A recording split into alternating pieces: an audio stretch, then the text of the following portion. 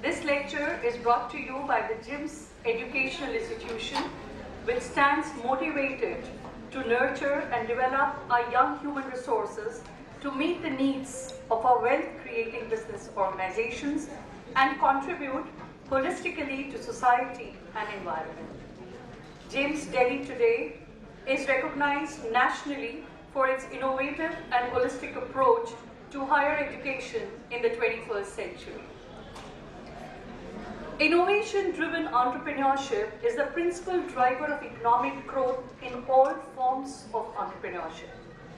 Entrepreneurs are commonly thought of as conduits by which new ideas are introduced into the economy through new products and services. Entrepreneurs have long had ideas, but often lack the funds to finance these projects themselves. Angel and venture capitalists are the two main sources of venture capital funding for startups. So while it is the founder of startups who come up with the revolutionary ideas, it is venture capitalists who provide the finance necessary to develop and commercialize these ideas. Hence, venture capitalists are key catalysts in the country's innovation system, and they help in strengthening the strong link between innovation, clusters, and venture support. To deliberate further on this topic, we have an eminent luminary amongst us today who will be sharing his valuable experience, insight, and opinion into the topic. So I extend a warm welcome to our chief guest, Professor Viney, Distinguished Professor of Finance, Faculty of Arts and Sciences, Harvard University, USA. Professor Sewhney has over 25 years of investment and commercial banking expertise via his association with Citicorp and other international banks around the world, where he has held senior level executive positions. As a serial entrepreneur himself, Professor Sewhney has launched his first independent venture involving flotation of publicly quoted financial services way back in 1986, and later also launched Development Bank in the state of Bahrain in the year 1992, dedicated to small and medium-sized businesses. His third project was a project development firm based in Boston, Massachusetts, establishing large-scale energy-related projects. Educated at MIT, Professor Sewhney is a frequent speaker at international forums and travels frequently to Asia, Europe, and Latin America, focusing on technology and innovation. Professor Sewhney has over 4 decades in the corporate experience and startup world in multiple capacities.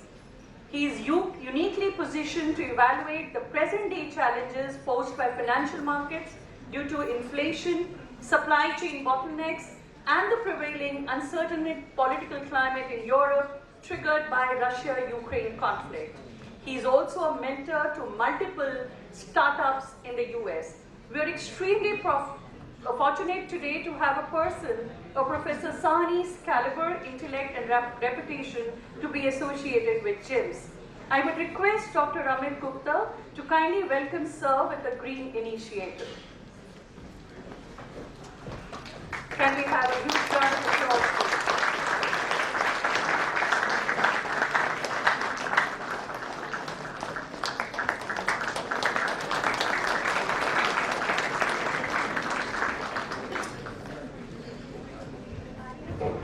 Thank you.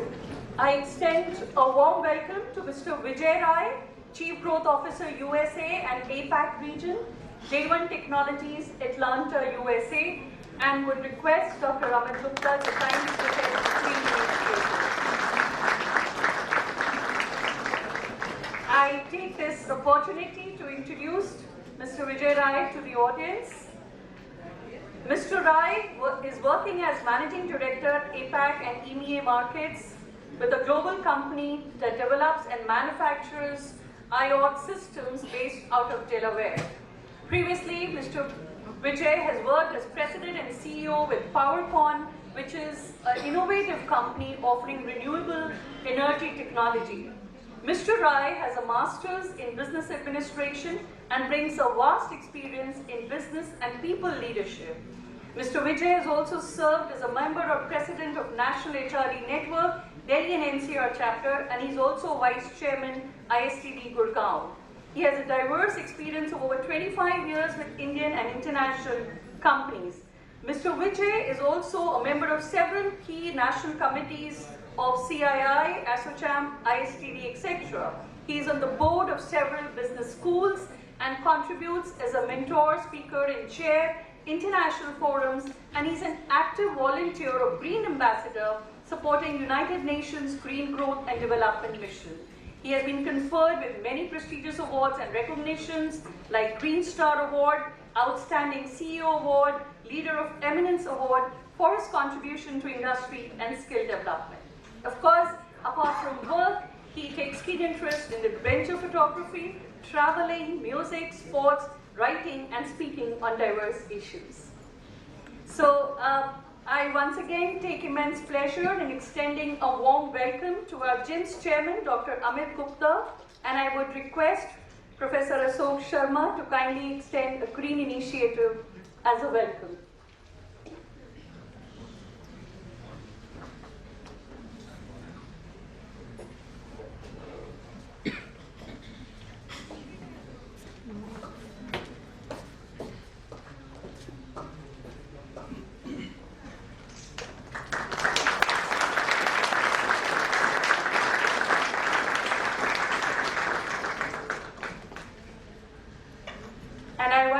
Take the privilege of introducing Chairman GIMS to you. Dr. Amit Gupta is not only an eminent educationist, but also an outstanding scholar and an excellent sports person. He's a commerce graduate from Sri Ram College of Commerce and an MBA from Indian Institute of Foreign Trade. His doctorate was awarded by the DGS University. He has also done training programs from Stanford University and Babson University, USA. Inspired by the ideal of making education meaningful to the times, he has laid the foundation of a modern, professionally run institutions of higher learning. Jagannath International School campuses are spread all over Delhi and adjoining states of Haryana, UP, Rajasthan, a private university, Jagannath University at Jaipur, Bahadurgarh. Dr. Amit Gupta has been awarded by national and international bodies such as he's been selected among outstanding intellectuals of the 21st century by International Biographical Centre, Cambridge, England. He was also awarded the prestigious title of the Man of the Year by the American Bibliographical Institute and Shiksha Ratan Award and Gold Medal by Institute of Economic Studies for his outstanding contribution to the development of education in India. Dr. Amit Gupta is a member of Entrepreneurs Organization, Rotary International, and Roundtable. A feather in the cap recently he has been honored with prestigious Outstanding Rotarian for serving humanity. So welcome all of you, gentlemen.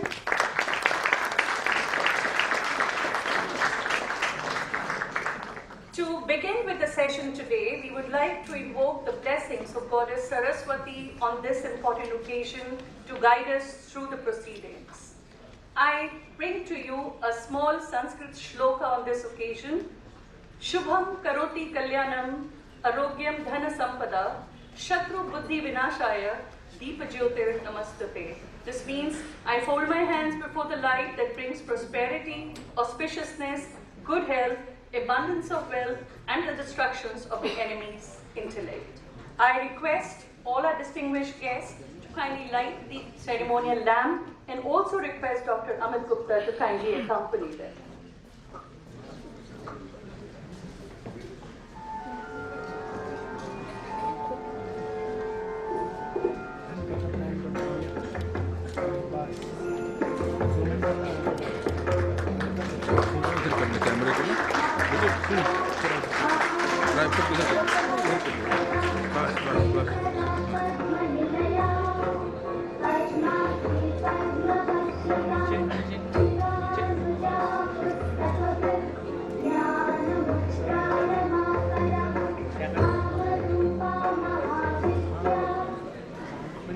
Thank you.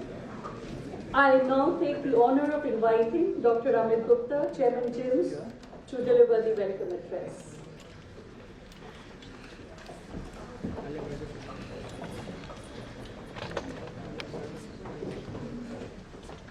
Good evening, ladies and gentlemen. It gives me immense pleasure to welcome in our midst Professor Viney, Distinguished Professor of Finance, Harvard University. We thank you, sir, for being here with us today to grace the occasion and deliver the Jagannath Gupta Memorial Lecture. This lecture series was started almost 2 decades back and have hosted eminent dignitaries from the government, industry, and academia. And we have been honored where distinguished personalities like late Shri Arun Jaitley ji, Srimati Sheila Dikshit ji, and AICD Chairman, Professor Dr. Anil Sahasrabudhe. The theme of today's lecture, Role of Venture Capital in India, Challenges and Upsides for Entrepreneurs, is most contemporary. In fact, the year 2021 has been a landmark year for venture capital funding in India.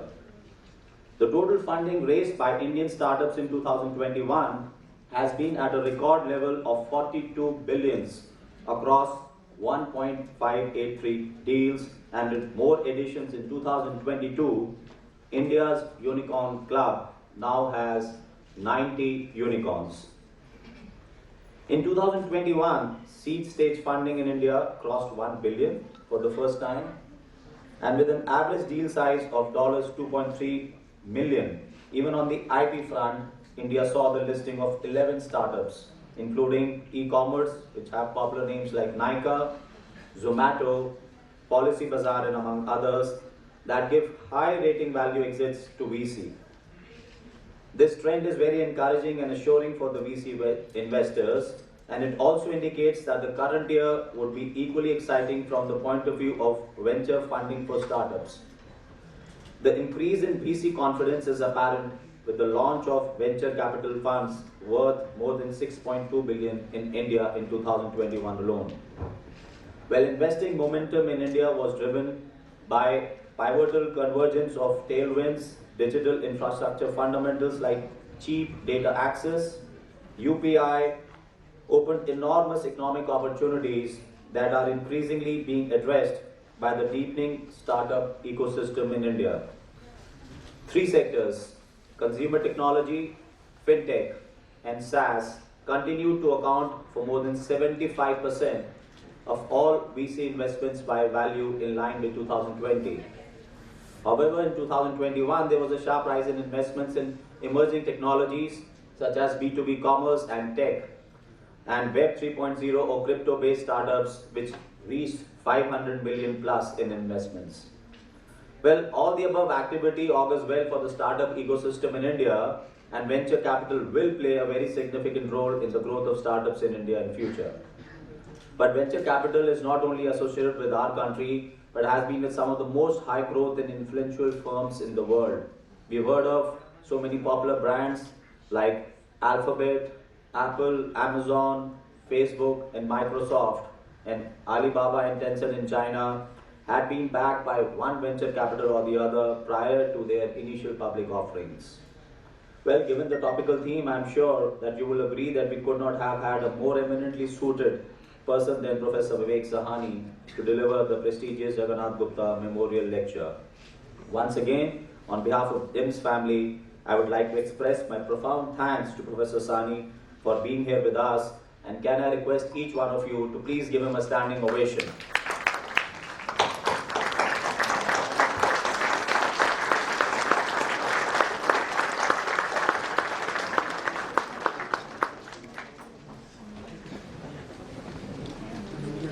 Thank you, sir, for opening on such a positive note, coming from an entrepreneur who is mostly admired by all of us here. Thank you, sir. So I would now like to hand over the mic to the anchor for the day, Mr. Vijay Rai, to commence the session. Good evening. Good evening, friends. Good evening. It's a great pleasure and honor for me to host and anchor today's special signature session, which is the Jagannath Gupta Memorial Distinguished Lecture Series. And I'm very happy to, on behalf of everyone at JIMS, welcome once again on my behalf Professor Viney. Without much ado, I call venture capital as growth accelerator, and we are in exponential times, Professor Sewhney. What could be a befitting occasion to have you here and sparing your valuable time for GEMS today, for which we are really greatly indebted to you. May I now request you to kindly share your thoughts and perspectives about how the venture capital and the startup world is evolving, both globally and with a specific context to India per se. It will also be good to hear some interesting trends which you see on the horizon. And I would like to once again welcome you, and over to you to share your insights. Thank you. Yes, absolutely.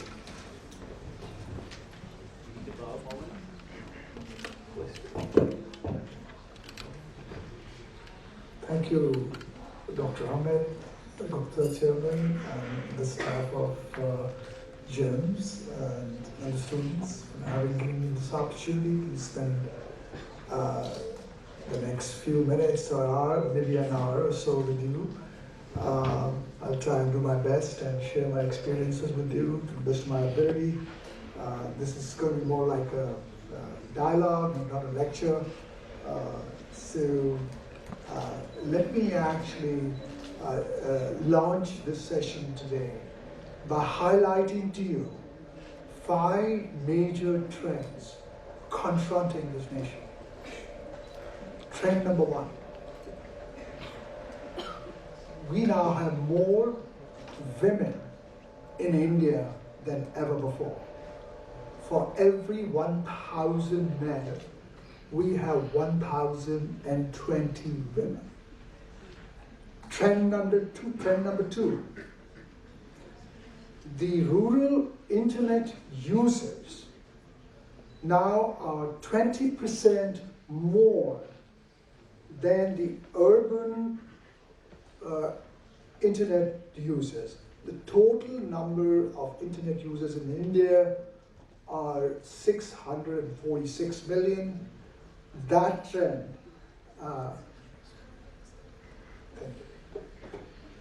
that trend is revolutionary and breathtaking.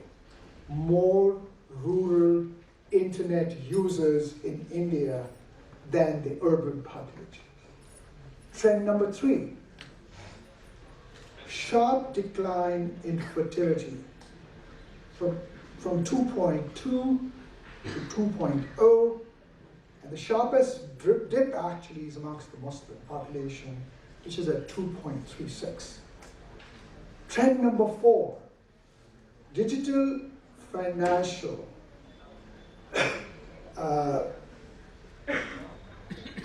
data shows that India has surpassed US and China in terms of digital transactions, and they aggregated $48.6 billion, $48.6 billion in 2022. So ahead of US, ahead of China. In fact, we are right now 2.6 times higher than China, which is actually sitting at 18.5 billion. Trend number 5. Indian economy is only about a year away from surpassing UK's economy. We will surpass France's economy this year alone, which will put India as probably the number 6 in the rankings worldwide. These 5 major trends are not only earth-shaking and revolutionary, but they are about to transform this country forever. And that's in that backdrop, I will now launch into my discussion on venture capital, which is a subject that I teach at Harvard. I've been teaching that since 2016. I teach a variety of finance-related subjects. One of them happens to be private equity, the other is investment banking and project finance and venture. So that gives me an opportunity not only to come across a wide variety of students from all over the world, but also gives me an opportunity to interact with some of the luminaries in the financial services industry and leaders from all over the country. They come in as guest speakers in my class, and I'm fortunate enough to say that I have, built an amazing Rolodex, which allows me to access talent whenever I wish to. So, what we are going to do today is we're going to talk about, for the benefits of all of you who obviously don't understand the full dynamics of venture capital. I spent a few minutes talking to you about what venture capital is all about in as few words as I can. Venture capital is a bunch of money that certain investors decide to dish out to founders and entrepreneurs who have bright ideas. They not only have bright ideas, but they have put together a game plan that allows them to scale the company and become a unicorn one day. That's the theme of venture capital. The venture capitalists invest into ventures that are going to transform their own balance sheets and the balance sheets of the founders and the balance sheet of the country. We will go through some key statistics, when we actually look at this deck. But what I really wanted to mention to you is that venture today is a hot commodity, not only in India, but nations all over the world are pursuing this theme and imbibing them into their budgets and their game plans across all continents. What is venture capital? So venture capital is risk money handed over to a founder for a certain period of time until he achieves his next milestone. So the way this business works is that if the entrepreneur and the founder is unable to meet the milestone that he's agreed upon via the term sheet that he signed, he's not allowed the second round of financing and he dies a natural death. 93% of startups typically fail. So you can imagine the kind of business that the venture capitalists are in. High risk is the highest risk asset class that you can conceivably think of, but it's also the highest yielding income class that you can think of. Pension funds in the United States that represent roughly close to about, assets under management about, say, $3 trillion. 25 years ago, never touched venture, and in India, they still don't. Right now, are allocating as much as 11% of their resources to venture and private equity. And that just demonstrates to you the popularity of this asset class over time. So what happens is, when the founder, who has been given a bunch of money, and he performs, and he meets his milestones, he's given a second round of funding. And once he gets a second round of funding, then he goes about scaling the company, finding new geographies, new products, new markets, and he grows his firm many times over so that he can get even a higher valuation in the next round of funding. So this whole business is performance-based. If you do not perform, you die. If you perform, you are garlanded with more bigger checks. We, in India, last year, witnessed 44 unicorns minted in 2021 and inflows of $46 billion ahead of China. Never happened before.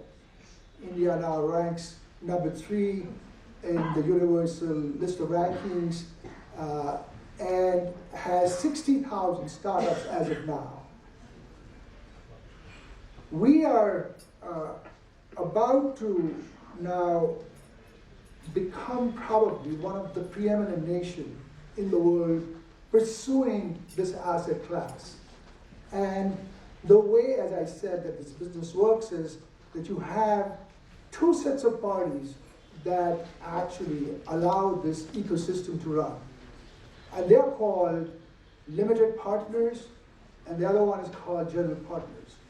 Venture capital firms invest into new startups through this mechanism whereby they go about launching their venture capital fund after obtaining approvals from SEBI here in India. And that bunch of money that they collect is from limited partners or investors. Let's take an example. Let's say that you want to launch a venture capital fund of your own for 100 crores. You will need to go to SEBI and get your application approved, and the memorandum and articles approved, and the prospectus approved, and then you will start to prospect for that 100 crores, and you'll approach a large number of investors who will subscribe to your fund. That fund, once it's subscribed, then has a closing date attached to it, and that 100 crores is then available to you for investment. And that amount you invest in a variety of companies. You define the scope and the segments that you want to invest into, and you have to conform to the rules of the game, in the sense that if you say that I'm going to invest in tech, in healthcare, you can't go beyond that. So whatever is your charter, you have to stick to that. What happens now is that you've collected this 100 crores now, and the people who manage this fund are called the general partners. These are guys who have taken the initiative to launch this fund, and they're the ones who've done the fundraising piece, including obtaining approvals from SEBI, etc. After collecting, as I said, this 100 crores, the general partners go about looking for choices deal flow. They analyze these deals, they structure these deals, and then they close these deals. So the venture firm is always in a hurry to spend the money, but typically the tenure of the venture fund is 10 years, and the first 4 years are devoted to the investing period. So if a 100 crore fund decides to invest in their choices deal flow in various segments of the economy, they would typically not invest in more than 10 or 12 startups. And they will choose those startups very carefully. The rejection rate typically in the venture business is extremely high. Out of every 1,000 deals that a typical venture firm vets, they only approve about 10 or 12. So you can imagine the amount of frustration that the founders face when they go about looking for venture money. Finding venture money is one of the toughest tasks that a founder confronts with. Once you have actually closed the deal, you build a portfolio of 10 or 12 or 15 companies over a 4-year period, and while you are doing that, you also try and groom these companies and help them to go to the next stage, which means scaling them up. You help these companies in finding new geographies, in finding new markets, developing new products, looking under the hood of their tech, making sure the algorithm works. You also go and introduce them to new customers. You find staff for them. You find them their first CTO, their first chief marketing officer, chief financial officer. So basically you are helping your portfolio company, the founder, in every possible respect that you can conceivably think of. That's called value add. So the value add business goes on from the time that you have invested into a portfolio company right through the time it achieves an exit, a liquidity event. And an exit is defined as a company going for an IPO or a strategic acquisition that's made by another big boy. And that liquidity event then allows the investors to cash their investments, and whatever are the profits that accrue to the firm, they are shared in the proportion of 80 and 20, which means that if you actually invested into a company 10 crores of rupees, and when the company is sold for 110 crores, the 100 crore profit that the venture capital firm earned, they will share that in the proportion of 80% and 20%. So 80% goes to the limited partners, the investors, and 20% is kept by the general partners who are running the fund. The other ones who are making things happen, right? So they are suitably and adequately rewarded for their effort. They also receive a 2% management fee on top of this 20% every year of the 100 crore fund that they are running. So 2 crores every year is the fee that's paid to the general partners who are running the fund. So over a 10-year period, they actually end up collecting another 20, okay? So 20, and then whatever other profits that accrue on the exits are shared in the proportion of 80 and 20. So that's the motivation behind people launching their funds, and we have now close to about 1,000 funds in this country. And more are being incorporated every single day. It's become very fashionable, at least for investment bankers, to become venture capitalists. So now you have an idea of what this business is all about. So you can imagine that if you are an investor and you had invested 10 crores into this fund, and at the end of the 10th year, this fund's net asset value is 1,000 crores, you have made 10x your money. Okay, so so you can imagine the kind of returns that you can actually earn in this asset class. So a 100 crore fund, when it becomes 1,000 crores, means 10x. So if somebody put in 10 crores, he gets 100 crores.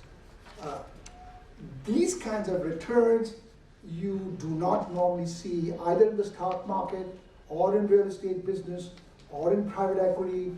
This is the only asset class that will allow you to record returns of this caliber. So with that background, I'd like you to now walk you through some of these slides which depict the history of venture capital in this country pertaining to the recent events which have pitched India as the number 3 country in the world today in this segment. So can you have the slides, please?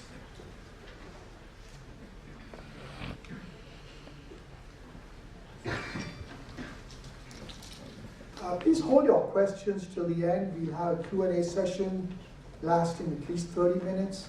So I'd be very happy to answer any questions that you have.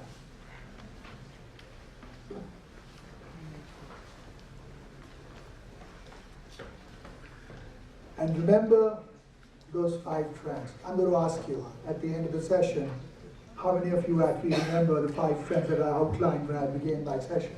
Okay? So there's a teeny bit of, you can say, a mini Harvard class going on here, right? Okay. The 5 trends, keep that in mind. All right. So I'm not going to spend a lot of time, talking about this. Amit has already spoken about this, but just to give you an idea of what we are really confronting ourselves, we are right now ahead of China, and that's really the message that I want to send home today. On the venture scene, we are ahead of China, which is obviously one of the 2 most advanced countries in the universe today. They are really right up there at the top in many segments of the market. So you see that these are the numbers that you already are aware. And so we can go to the next slide, please now. Remember, 46 unicorns in 2021. Most of them were in the fintech sector. city with most unicorns was Bangalore. Mensa Brands became a unicorn in 8 months. 8 months. Became $1 billion company. Never happened before. Not only in this country, but I think nowhere in the world. That is unbelievable. Mensa Brands has now a market capitalization of $1.3 billion. This is the slowest unicorn. A company called 5-Star Business Finance was incorporated in 1984 and went for an IPO in 2021. It took 34 years for them to have a liquidity event. So there are these two contrasts, all right? You have this slow moving elephant taking 34 years to become a unicorn, and then you have that, supersonic jet, Mensa Foods, becoming a unicorn in 8 months. And we talk about how to do it. Most valuable unicorn, Flipkart. Typically, average age to become a unicorn is about 7.8 years, and 80% of the founders are engineers. I'm talking about this country. These are not figures from the US. This is India's scene that we are describing, okay? And some of them are from IITs and other engineering colleges, but the engineering guys are the ones who write algorithms and deploy technology to quadruple the size of their firms in a record time, okay? Next slide, please. You have now a glimpse of how the unicorn race was undertaken. So 2021 was the year with the highest number of unicorns compared to 2020 when we had only 12. And in the year 2015 we had 4. And in 2018 we had only 9. And these are some of the other, these are some of the companies that are listed on this slide. Let's go to the next slide, please. So USA right at the top, India number 3, followed by UK. So as I said, we minted more unicorns in India than China. Okay, we minted 44, and I think China was 42 or something. Next slide, please. 7.8 years to turn a company into a unicorn. Next slide. 33 turned unicorns in less than 5 years, so we beat the 7.8 benchmark. Next slide, please. Bangalore remains the largest unicorn hub. Bangalore is where the action is, okay? Delhi is number 2 with 29, followed by Jaipur, which has 1. Next slide, please. FinTech continues to dominate the scene. Next slide. And these are, some of the names that you are already familiar with: Zomato, Nykaa, Policy Bazaar, Paytm, etc. I mean, some of these companies have had a dramatic dilution in their valuation numbers in the past 4 months. As a matter of fact, the dilution has been as high as 75%. So we will describe the challenges. We call in these challenges and upsides. The challenges are external economic factors, which we go into in detail during our Q&A and also during our fireside chat. Okay. Next slide, please. Most valuable unicorn, Flipkart. Everybody knows that. No need to talk a lot about this. Next one. Mensa Brands. That's it. That's the company we were talking about. Okay, 6 months. Took only 6 months. I'm sorry, I said 8.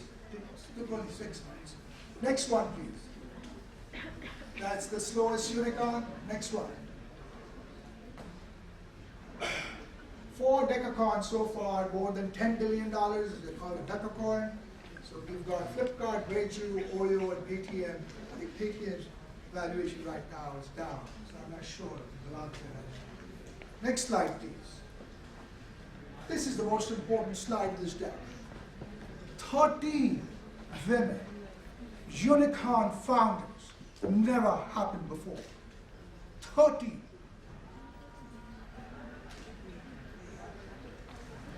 This is any inspiration for the women folks sitting here of how they're going to carve out their career path going forward. Here you go. You have got 13 role models to follow. You can't go wrong with that. Next slide, please.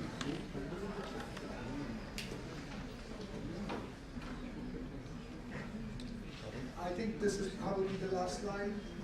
Let's try it. Yes, 80% unicorn are founders, 45 IMs, 105 IITs. Next one.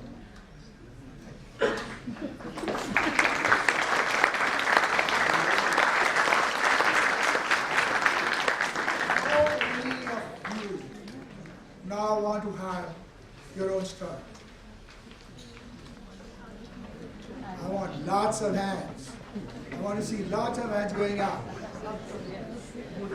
We are all going to become multi-millionaires and multi-billionaires, right? That's the route. Okay? All right. I think we are ready for our fireside chat now. I have a serious dinner engagement. I'm supposed to end this at 8 o'clock, but we will go on for an extra 15 minutes. So half an hour for fireside chat and another half an hour for the Q&A. Let's go. Thank you. Thank you, Professor Viney for those outstanding, brilliant trends and on the horizon, and how we see the India story going forward for number 3, and how these 13 female unicorns are really making way for so many of us to really look at venture capital and growth as growth accelerators as the next growth engine. I would like to begin this fireside chat with a very simple question, and it will be, as I said to all of you, the question should be less than 140 characters. I would make sure that it is not more than 30 characters, and that's the very simplest way to ask. Professor Sewhney, how do you see that we can expand the venture capital space in terms of the investments, which is happening and which is supposed to happen going forward? How do you expand the base? So investor base? Yes. So Vijay's question is, how do we expand the investor base for venture capital as an asset class? How do we get folks who have money to invest in venture? I suppose the way you do it is by educating them and showing them these numbers that we just showed you. But apart from that, in India, we do have some very serious issue confronting the VC asset class, and that is that the largest pools of wealth in this country are sitting with organizations like Life Insurance Corporation and the pension funds and so on and so forth. And these governmental institutions have till today shied away from investing into venture and private equity because they consider this as a high-risk asset class. And that myth has till today not been broken, and they continue to invest in suboptimal forms of investing, which is going to the stock market, putting their money in the stock market, and maybe some of it probably goes to bonds and so on and so forth, and returning a paltry 3.5%, 4% return, maybe sometimes even less, maybe less than 3%, for their investors. And who are their investors? Their investors are those guys, whose pension money they're managing. Our life insurance company, who is probably the largest, I think, life insurance company in India, also is sitting on policyholders' money. And they again are risk averse, and they would not venture into investing in this risky asset class. We had a similar situation going in the United States 25 years ago, and our pension funds and other pools of capital, endowments, educational endowments, etc., would also not invest. But they learned fast, and once they learned, they stuck onto it. But unfortunately, despite appeals that have been made to by the venture and private equity industry, to the governmental organizations that are responsible for taking this decision, I think they're still making up their mind. I mean, things really go slow in this country. And Ministry of Finance officials who are responsible for taking the final decisions have still not decided whether this is the way to go. And they think if we invest in venture, we'll be putting the life policy holders' money at risk, which is a wrong notion. And the reason that I'm saying this is that in the U.S., insurance companies, life insurance and general insurance, and pension funds and endowments put as much as 11% of their total holdings into two asset classes. One is venture and the other is private equity. And they've historically seen returns in excess of 26% year after year. And that data, I think, is available to the Indian brokers to make up their minds, but for some reason, either they have not been told or there's not enough interest, I think, at the governmental levels right now to jump the ship. I really don't have a remedy for this, except for the fact that you have to keep on talking to them and trying to persuade them and so on and so forth. I did spend some time with the finance minister back in 2019 addressing this issue, and but unfortunately I think not much progress has been made on this front. So one of the fastest ways in which you can actually expand the investor base in this country for this asset class is by having some of these large mega institutions participate in this effort. That has not been accomplished, and only time will tell how we'll do that. But there has been progress in the private sector. We do see some family offices and angel investors and corporate investors participate in this effort. But obviously the money that they have at their disposal is minuscule compared to what some of these mega organizations have at their disposal, which runs into, I don't know how to say this in Indian rupees, but in thousands of crores. Thank you, Professor Sewhney.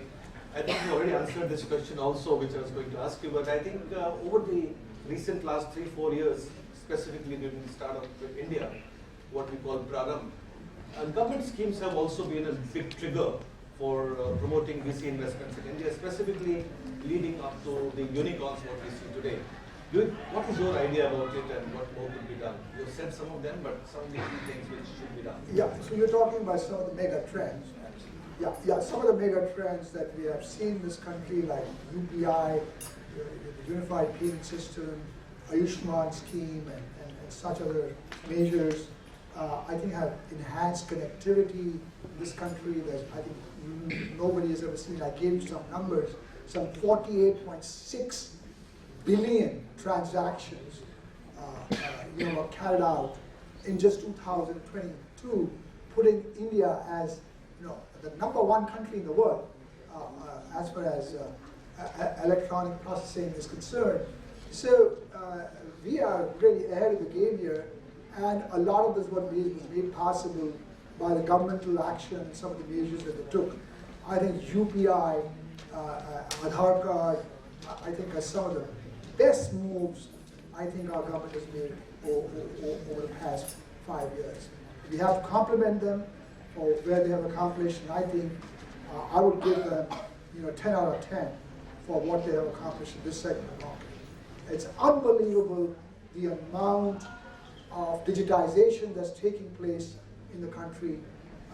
You can imagine it's a short barometer for us to, imagine that we probably will at someday beat China and become probably the second largest economy in this universe, maybe after the US. Thank you, Viney, for that outstanding comment on that question. What's your future outlook, if you see, in terms of investment, and what are some of the challenges which we see given the dynamic growth of the startup system, which is happening in recent years? Okay, so let me sort of walk you through some numbers here. India typically receives between 40 to $60 billion in inward remittances in form of FDI or investments in VC asset class, private equity, and so on and so forth. Country our size, 1.3 billion people, $60 billion is minuscule. But we have to set our visions high, and hopefully, I think maybe over a period of time, in the next maybe 3 to 5 years, we'll probably see some traction. But I think I expect at least the venture industry to flourish despite downturns that we are seeing right now in the international markets. As you're probably all aware, as a result of inflation, higher interest rates, supply chain bottlenecks, and this silly war that we are experiencing in Europe between Russia and Ukraine has caused valuations to drop dramatically. Valuations in the VC segment, for startups that are listed, companies that are listed on stock exchanges and otherwise, had dropped dramatically. And that trend is likely to continue until we see a shift in the winds that are blowing right now. I really don't know how it's going to happen, but this war, if it continues over an extended period of time, that's certainly not good news, because the energy prices are seeing a phenomenal rise, which are going to hurt India in the long run. So let's hope this silliness on part of the party's concern ends soon, and we see a more normalized economy in the months to come. The future for venture remains extremely attractive. I'm very bullish on it. So are the other players and other constituents in the transaction chain. So I think we don't really need to worry about these temporary trends. They will reverse themselves once the economic indicators see a shift, which is something which is obviously out of control for India. It's largely dictated by whatever goes on in the United States and the Western world, but we follow suit. The inward remittances and investments in the venture space obviously are going to be hampered as a result of these developments, and let's see how much we receive actually this year compared to the 46 billion that we received last year. Next one. Thank you very much. That's quite inspiring for many of us and many grads sitting over here. How can a fresh grad from out from the college can choose to take up venture capital as a potential career option? What's your idea? That's a very good question. I would like to spend a lot of time talking about this, because I think this is the most relevant question that we have today in this room. All of you have come to gyms to receive the finest education that you can, and for you to continue to pursue a job in Google and Flipkart and Hindustan Lever is old-fashioned stuff. This is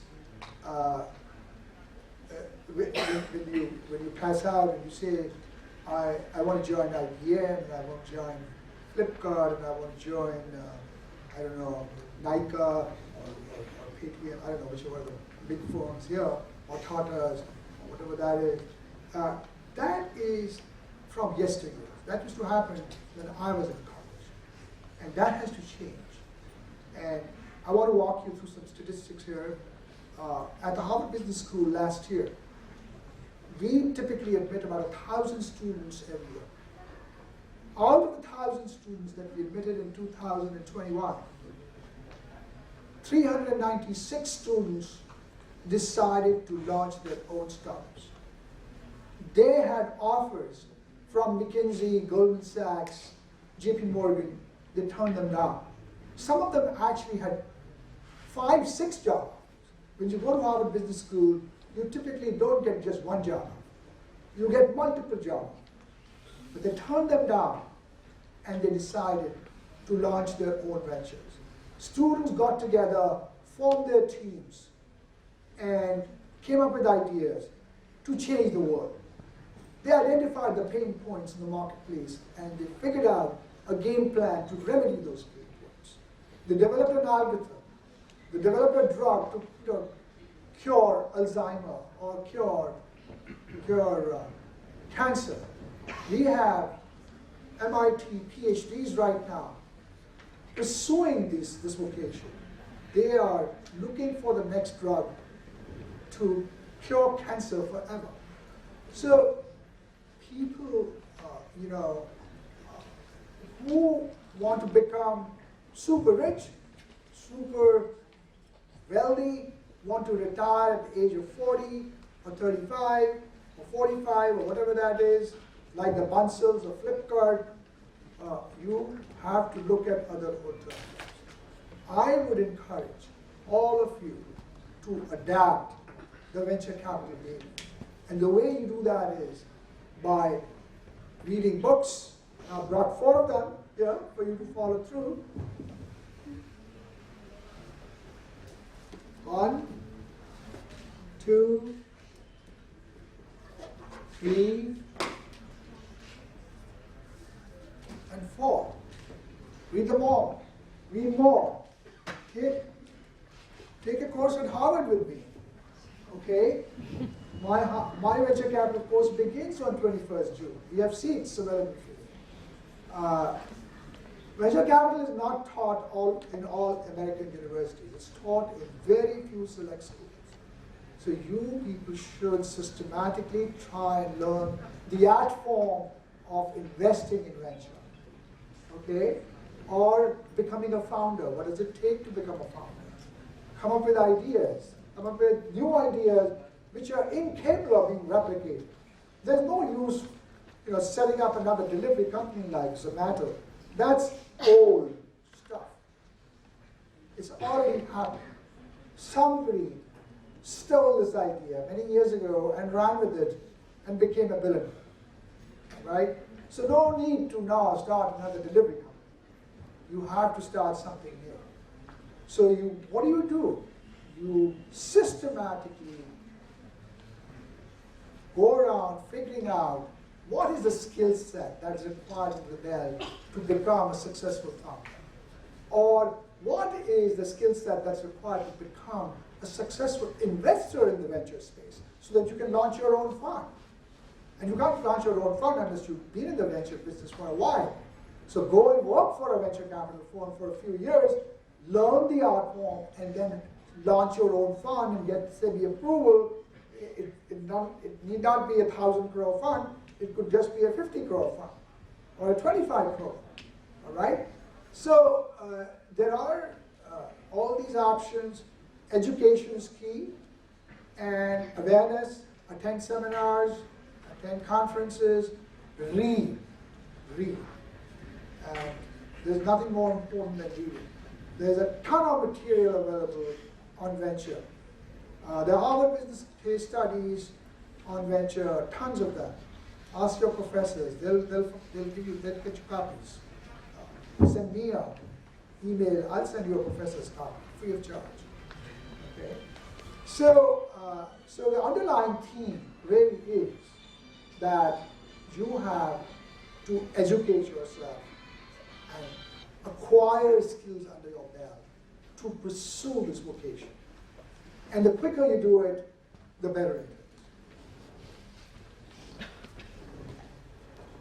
Thank you. There's one more connected question that would be our last question for this fireside chat. A lot of people want to become founders. What, in your opinion, are some of the ideas or prerequisites to become a founder, successful founder, I would say. Given that 93% don't succeed, what could be some of the That's a good prerequisites? question. So what does it take to be a founder? It takes, first of all, it takes vision. Okay. Vision, what's vision? Vision means, I want to change the world. That's vision. If you go to Harvard campus, on every single door of every building, that's the message that's displayed. Expand your vision. Can you imagine? Every single door of dormitory has this placard, expand your vision. So that's what you have to do. If you have a vision, and what's the vision? The vision is, you say, I see a problem with pollution in Delhi. I want to fix it. What will it take to fix it? Right? So you go and do your research. So, and figure out, pick an intervention that you think will actually fix this problem. Right? How can we actually fix the problem of pollution in Delhi? We can fix it by having electric cars. We can fix it by controlling dust at construction sites. We can fix it by bringing down, that silly mountain in Ghazipur. Has anybody ever been to Ghazipur? Any idea what Ghazipur is all about? Yes. I can practically guarantee to you that if you guys came up with an idea to fix that problem in Ghazipur, you will have VCs running after you to give you a check. And if you have a problem finding money to fix that, come to me. I'll help you find the money. So you find a pain point, you find a solution to that. You develop an attitude, or you have to become somebody who can face adversity, because you are going to see failures all day long. You should be ready to work 24/7. You should basically tell yourself that I am going to get to the finish line, come what may. And if you don't have that quality of determination, please don't go into this business. You have to have vision. You have to have the capability to face adversity. You have to have a bright idea. You have to have perseverance and passion. And all that has to show up in your meeting, your first meeting with the venture capitalist. If he doesn't see and spot the passion in you, he's not going to write you a check.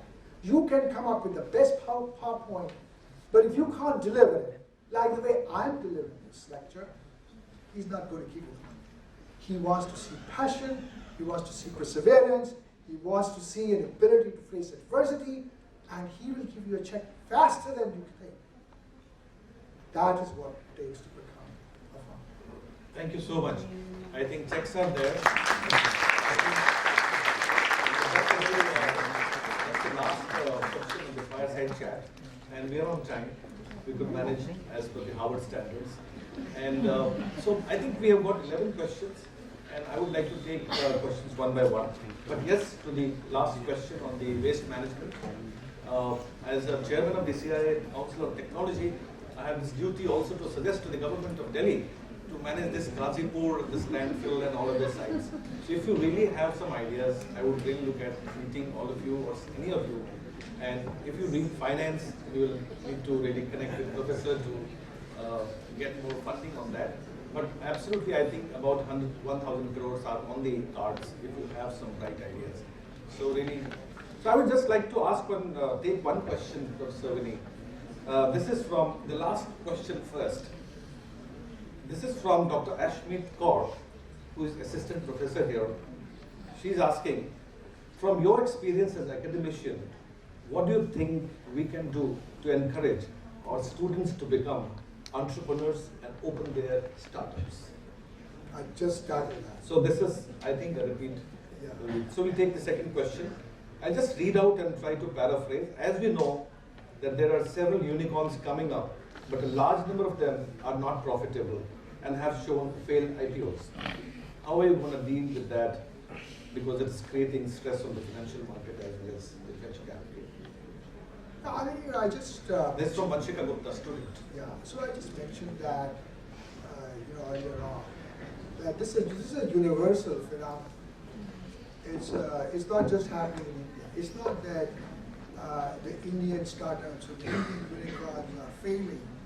The Indian unicorns are going under a stress, exactly in the same way as they are experiencing in the United States, in Europe, in Latin America, and Russia, and China, and everywhere else. And that is the result of adverse economic indicators. And what are those adverse economic indicators? Inflation, rising interest rates, supply chain bottlenecks, war, uncertain political conditions, and so on and so forth. So it's a passing phenomenon. It's not going to stay like this forever. And once things become normal, the valuation will go up again. So there's a 54-page deck that Sequoia released, and I'd like you to please show that on the screen. Actually, it was released only a couple of days ago, and it's a document that Sequoia prepared for its portfolio companies addressed to the founders, basically to let them know that bad days are coming and how they should tighten their belt and be ready for adversity because of changed market conditions. And the essence of this deck, like 52 or 54 pages, really is tighten your belt, expand your runway. What's runway? Runway is the period which is given to a founder to spend the money that a venture capitalist gave him money for. So typically a venture capitalist gives money to the founder for 18-month runway, okay? And then after the 18 months, after the founder has accomplished those milestones, he can come for a second round of funding. So what Sequoia is telling their founders is that tighten your belt, cut your costs, get rid of people that you don't need, or shelve your expansion plans, and expand your runway from 18 months to 24 months or 30 months or 36 months because of these uncertain market conditions. So that's the, and you're quite, you're free to actually go and access this document. You probably find it on Google. But this just came out, and if you guys want to access it, please ask Vijay. He has a copy, and he'll happily share it with you. It's publicly available, but it's a brilliant document. It's the best way to familiarize yourself with the challenges that the venture industry today is combating and facing. There's another question from Assistant Professor Tanvi Dhaya. What is your take on the scope of players in the media and entertainment industry? Sorry? What is your take on the scope of players? Scope of players in the media and entertainment industry to become entrepreneurs or startup owners. This is specifically targeted to the media and entertainment sector. How do you see the scope? Yeah. Great question. So it's about media And entertainment. Old-fashioned media companies are dead. Are you teaching media, Professor? Yeah, she is. Old-fashioned media companies are dead. Twitter, Facebook is the way to go. that's where you get your valuations. But if you decide to have a newspaper company, it's very unlikely that you're going to get probably more than a 1 multiple on your revenue, or maybe 1.5 if you are lucky. You want to print magazines, and you want to distribute them like the way they used to do when I was a student. Those days are gone. Print media is out of fashion. And that is not a great profession to pursue. Neither is making movies and so on and so forth. It's all about social media. It's all about coming up with an algorithm which will allow you to publicize the message that you have at the lowest possible cost and reach millions and millions of people in a record time. Unless you have an idea of that caliber, it is unlikely that you will succeed in the media business.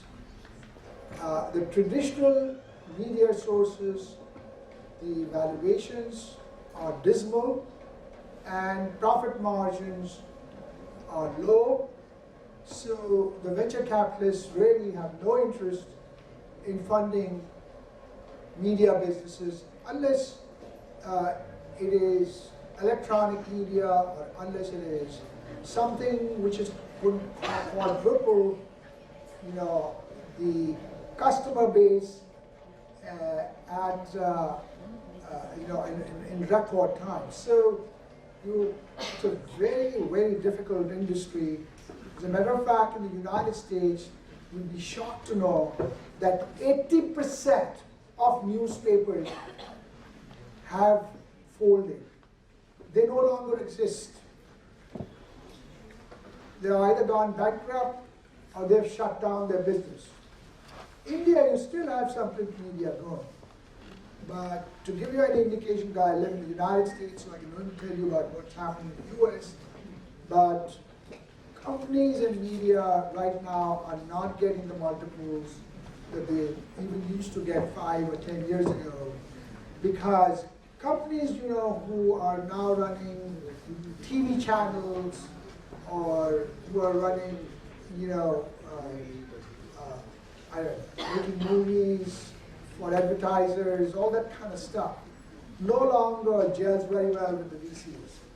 The VCs only want to know if you have the next Twitter in your pocket. And if you have the next Twitter in your pocket, they are not only willing to write you a check, but they're willing to write you a very large size check. So, Elon Musk is trying to buy Twitter right now. Nobody knows why he's doing that, but hopefully he has something in mind that we all don't know. And we don't know when that deal will close, but the way to go really is to go the Facebook route and not the CBS route or the CNN route, because the multiples in the traditional businesses are dismal.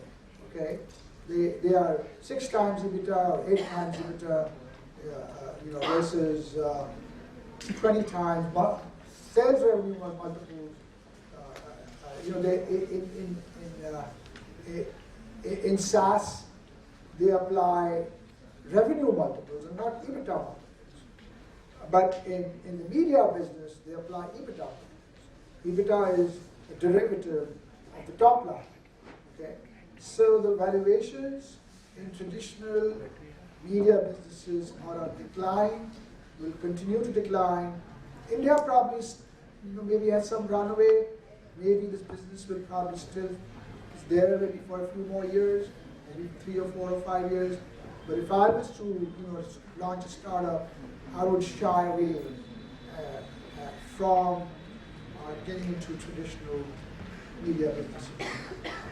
There is one more question connected to logistics industry. How do you see that as compared to US and India in terms of the growth? Logistics is a sunrise industry. I think I would write my check faster than you can make up. I mean, you know, you want to go and set up warehouses in the country, to store wheat and rice and so on and so forth, and apples and oranges and vegetables and so on and so forth. The venture capitalists will write you a check faster than you think because there's a shortage. You want to launch, a transportation company, which air-conditioned coaches to transport vegetables and fruits. He'll write you a check faster than you think. So the logistics business, I think, is a sunrise business in India for which there is a lot of appetite amongst the venture capitalists to invest into. So I would say this is a great sector to invest into. I must compliment this person. This is Adhyayan. Where is Adhyayan? Okay, stand up. Okay. This is student? Congratulations to you for picking up a winning sector. From where? Jim's and Kunj. Okay, check-in waiting for you. Okay. Okay. There are a lot of a bit of comments and little ambiguous questions, so which I'm trying to avoid for the time we didn't understand. Why Indian startups go to Singapore for continuing their venture there? Why don't they concentrate in India?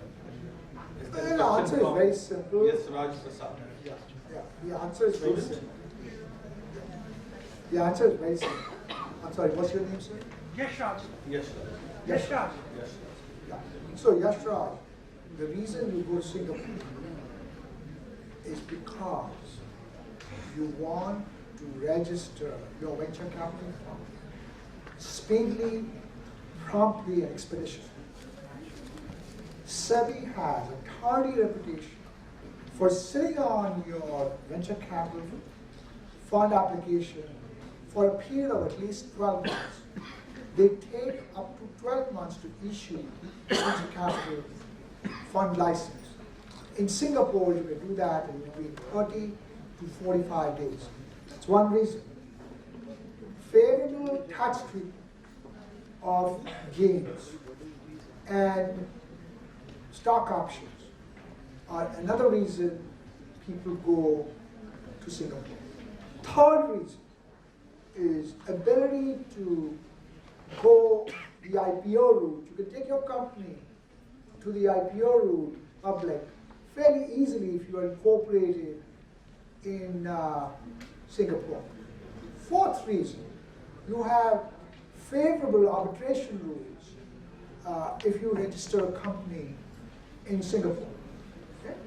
So I could go on like that. Okay? So there's, unfortunately, I don't have time to take cross questions, but we can do that after I finish. Otherwise, we would not be able to go through this. Sure. But that gives you an idea of why people go there. You can have a faster exit, a liquidity event if your company is incorporated in Singapore, and you do not have to subject yourself to the bureaucracy of the income tax office and the regulators, when you are conducting your business.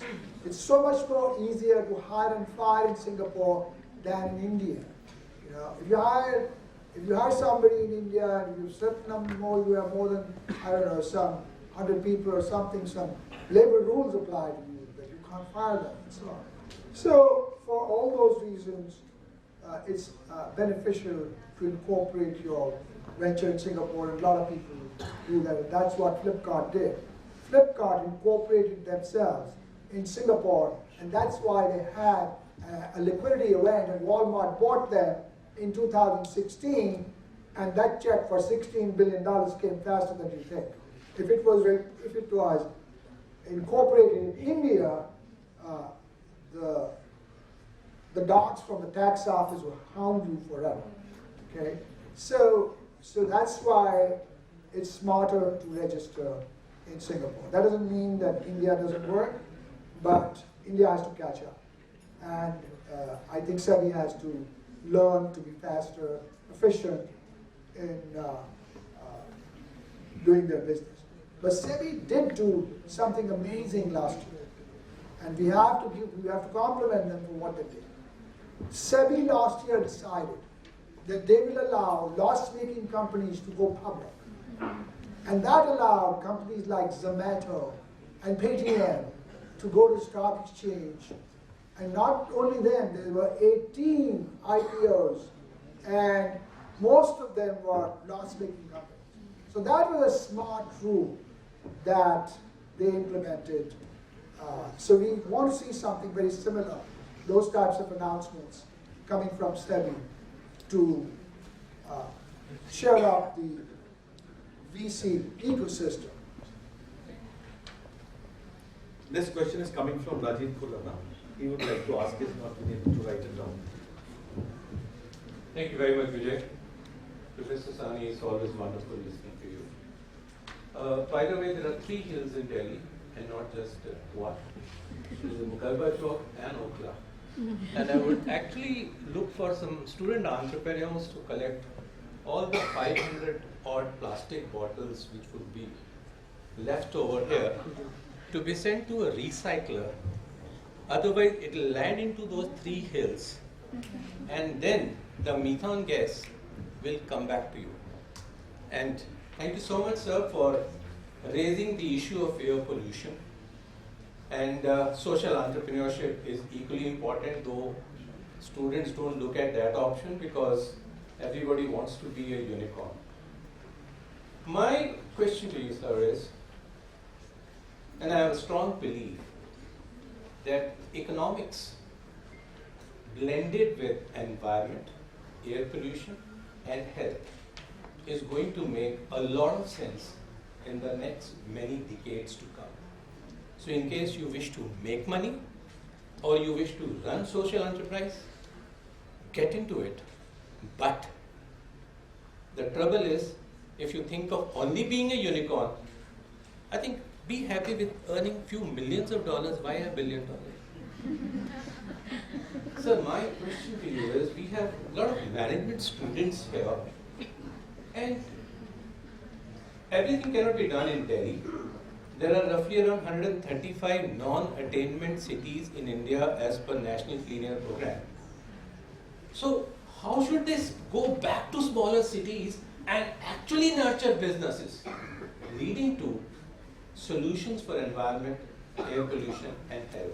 And what is that which management schools and students must do? We would like to have your guidance. Complicated question has a complicated answer. And here is the answer. I'm running a seminar in this town in partnership with Terry, beginning the 17th, 18th, and 19th August at the Oberoi Hotel. Information of that seminar is available with Vijay. And the seminar is titled The Role of Venture Capital, ESG Investing, and Sustenance. So all those complicated questions that Mr. Khurana asked will be answered in that seminar. Please go and subscribe to it.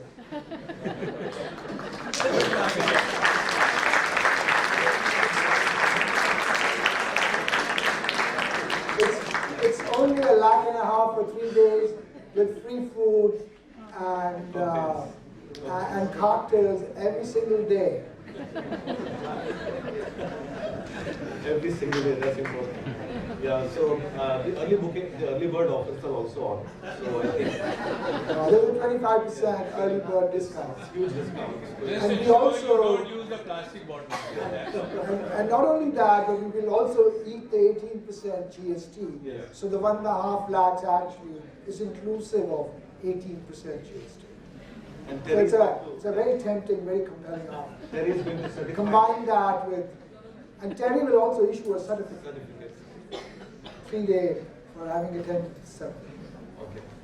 So for all of you interested, we can connect offline. This question is from, I couldn't get the question correctly, but this comes from an edtech sector founder, whose name is Navneet Kaur. Where is Navneet? Yeah, Navneet. So how do you see the investments which are not working? I mean, she's asking how a lot of investments in the edtech sector are bleeding, and a lot of debts going on. So there are a lot of investments already happened. How do we really make good of the investments, and what is good in store for tech founders like her to look at investments and startups in the sector? So is that the question, if I'm right? What is your exact question? I'm The not two, three able to things follow which the you written. question. 3-4 things you've written. So what is exactly the question? Can you do the mics, please? How to find the venture angel with appropriate matching domain, something I didn't understand. So I have like 3-4 questions in the I can't answer. One question, straight. Like Byju's, you have mentioned like one of the biggest unicorns in India.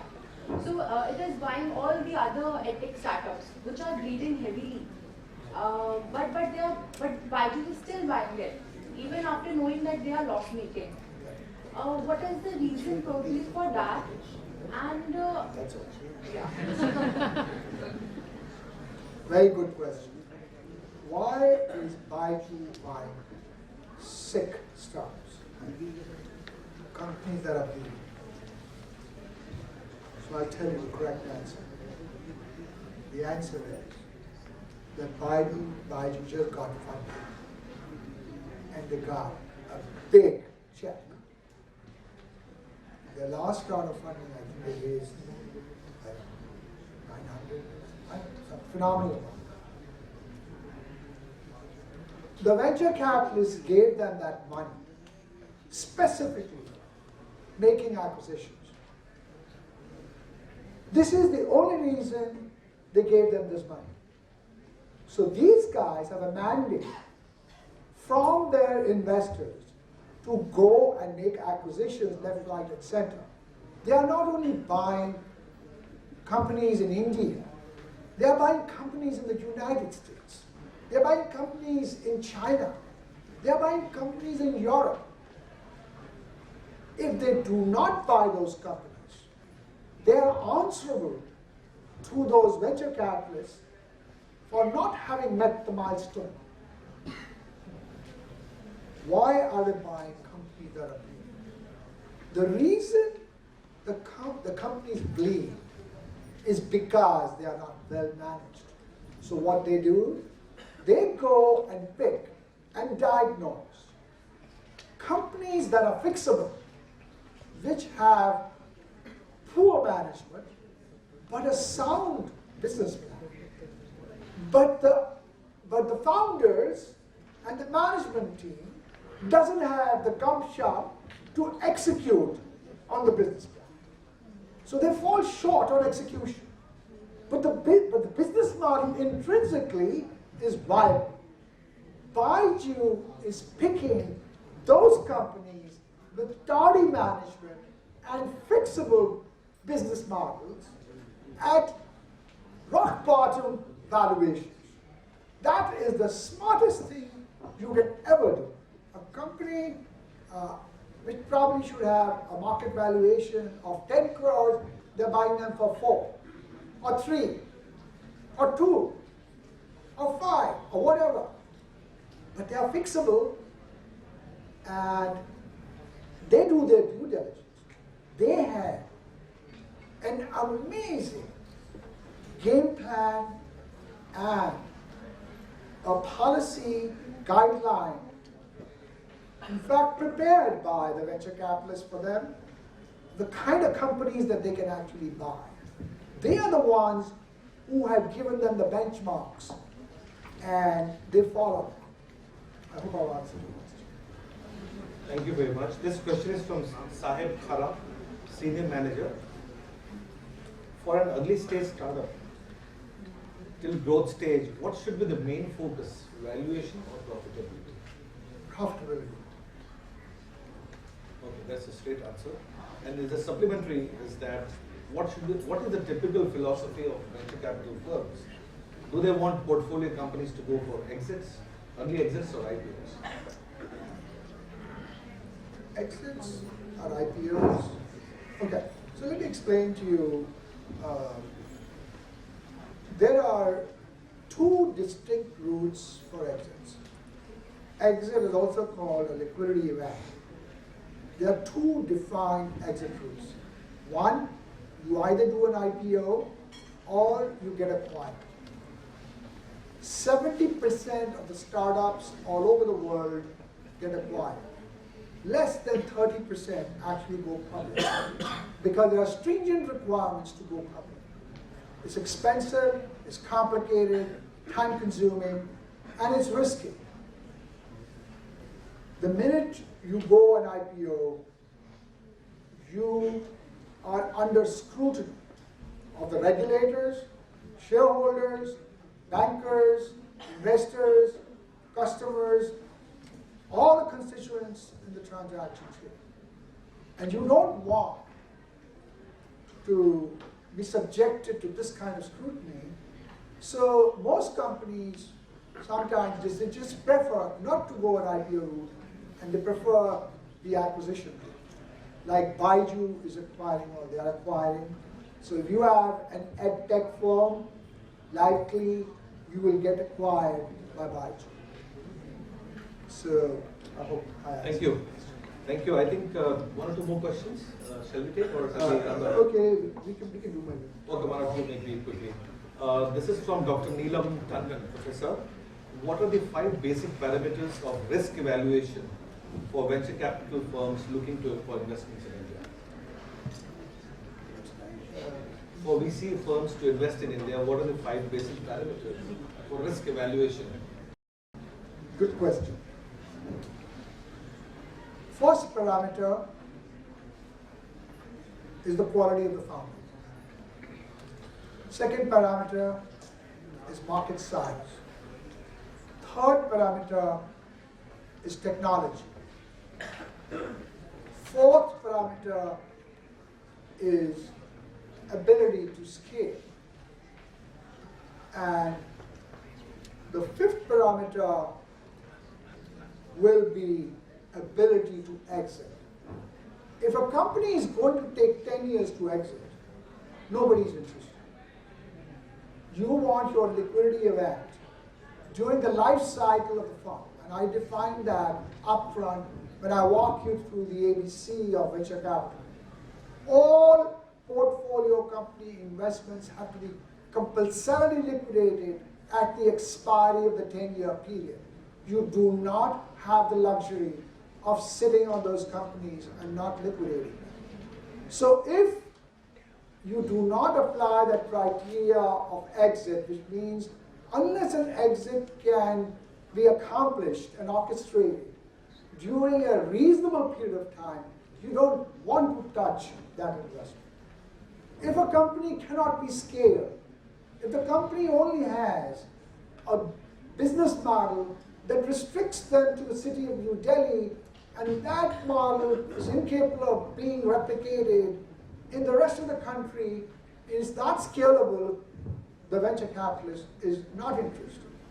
If the technology of that startup is capable of being replicated by another founder, then you are not interested in that startup. And if that founder that you are funding does not meet your specs and turns out to be, a problematic guy because he either drinks too much or he has an affair going on in his firm, it's very likely that that venture will fail. Okay? So you look at all those 5 things that I've just mentioned to you. Those are the parameters that you use to evaluate the risk in a venture. This is the last question, but I'll club 2 in one. This is from Anviti Rai from Financial Express. She's the editorial correspondent.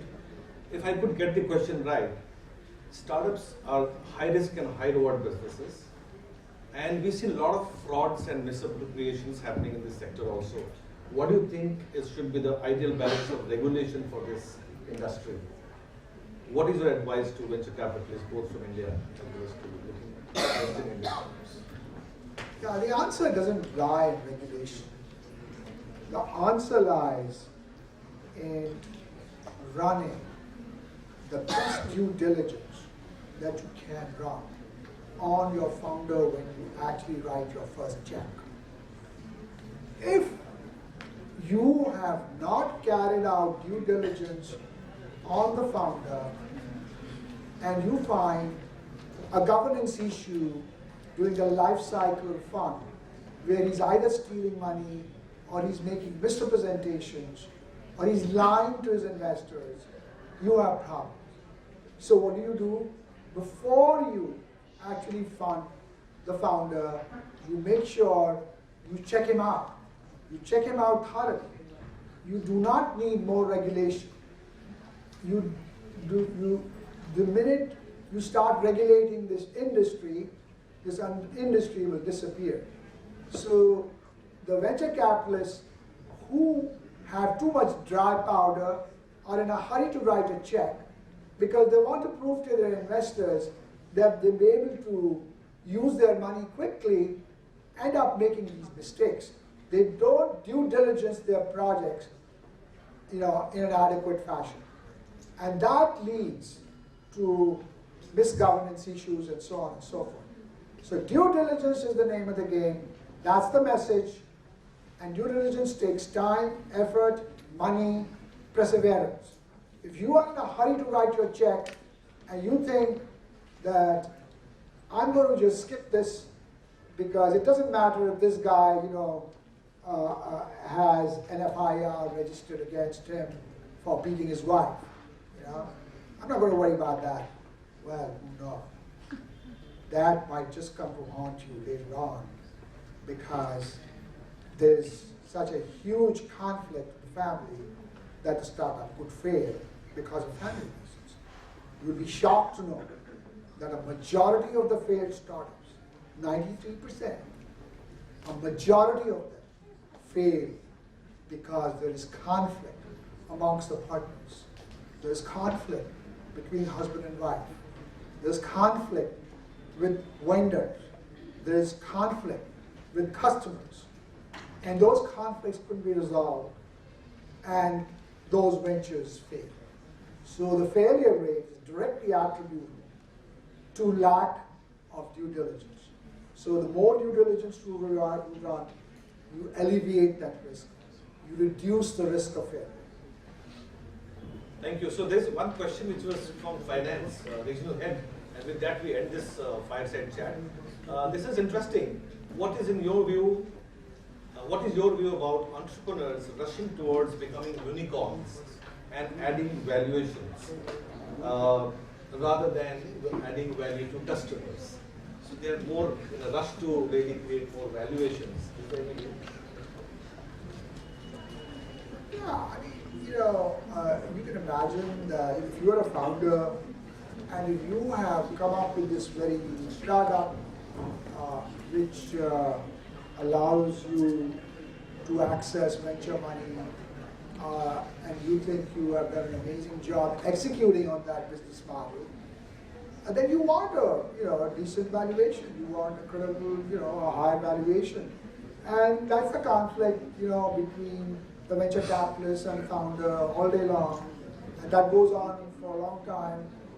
The founder wants more valuation, the venture capitalist wants to give less valuation. But I wouldn't hold it against the founder, but if a founder was looking for money in today's environment, he has to be realistic. He's not going to get the same valuation that he would have gotten 120 days ago. The marketplace has changed in the last 4 months. So you have to be realistic, and if you are pursuing and chasing a mirage that your company is worth 100 crores when it's only worth 40, well then you will never find that funding. You will never find that check from your venture capitalist. And a lot of entrepreneurs make that mistake. They are chasing a mirage. And that is where education in venture capital plays such an important role. And that's why, attending a seminar like this, attending a course, it helps. Reading these books, reading, the deck that Sequoia has prepared. I would strongly urge every single person in this room to go through the Sequoia deck.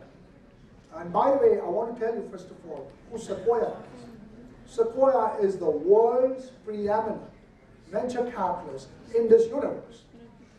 Okay? So they have an impeccable track record of returning between 35 to 60% return to their investors consistently over a period of 35 years. That is Sequoia. Sequoia is in the same town where I live. So Sequoia is also present in India. So it's very important that you familiarize yourself with what's going on. Sequoia's 52-page deck addresses this particular issue about valuation. And they basically are telling you that you need to bring down your expectations, and if you desperately need the funding, you may have to accept a check that's half of what you would have got 6 months ago. Thank you, Professor Viney, for those.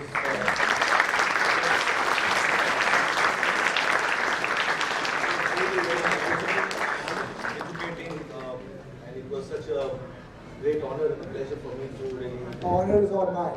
For you to be here today on the distinguished lecture, Jagannath Gupta lecture. We really, on behalf of JIMS, would like to thank you. On my personal behalf, I would like to thank you for sparing the time and those beautiful conversations that we had before the session. And I'm sure we're going to see you many more times in the coming months. Always at your service. Only a phone call away. Especially the overall. You are probably one of the most charming chairmen I've ever met in my life. Yes. That's a great compliment. And with that, I would, without much ado, I'd like to invite Katrina to close the session. Thank you very much for coming. Please stay on for dinner. Dinner is waiting outside. Okay, so thank you so much, sir. I think the session was so inspiring. It has already inspired so many of us out there. I would now like to request Dr. Gupta to kindly present a memento to our distinguished guest, Professor Sewhney, as a mark of our gratitude and appreciation.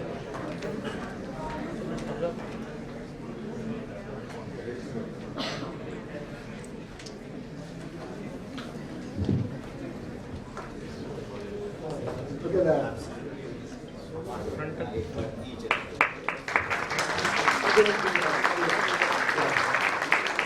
I would request Dr. Gupta to kindly present a memento to Mr. Vijay Rai too, as a mark of our gratitude.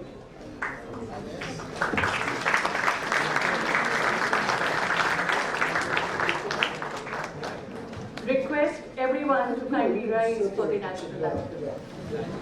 Jana Gana Mana अधिनायक जय हे भारत भाग्य विधाता पंजाब सिंध गुजरात मराठा द्राविड़ उत्कल गंगा विंध्य हिमाचल यमुना गंगा उच्चल जलधि तरंगा तव शुभ नामे जागे तब शुभ आशीष मांगे गाहे तब जय गाथा।